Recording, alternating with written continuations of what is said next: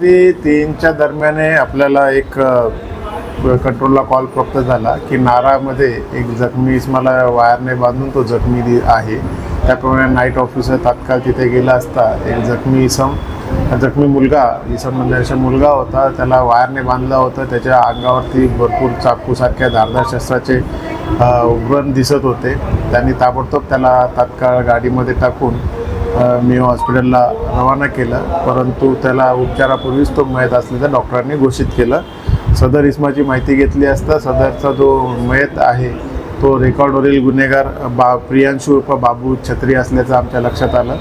त्याप्रमाणे आम्ही त्यांच्या घरच्यांशी संपर्क साधला असता घरच्यांच्या म्हणण्यानुसार त्याला काल रात्री ध्रुव साहू नावाचा मुलगा त्याच्यासोबत त्याला रात्री 10:30च्या दरम्यान घेऊन गेला होता। त्यावेळेला बाबू छत्री हा खूप नशेत होता आणि त्याच्यानंतर आज सकाळी त्यांना माहिती पडलं की त्याला मारलेलं। त्याप्रमाणे बाबू छत्रीची बहीण शिल्पा छत्री हिच्या तक्रारीवरून मर्डरचा गुन्हा दाखल करण्यात आरोपी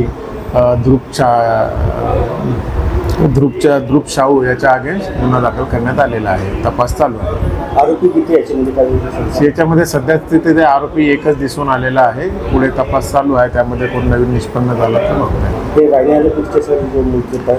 मृतक जो आहे तो राहणारा मेकोसाबागचा आहे, लुंबिनी नगर मेकोसाबाग जवळचा आहे आणि जो आरोपी आहे तो नारागाव तिथलेच आहे राहणार आहे।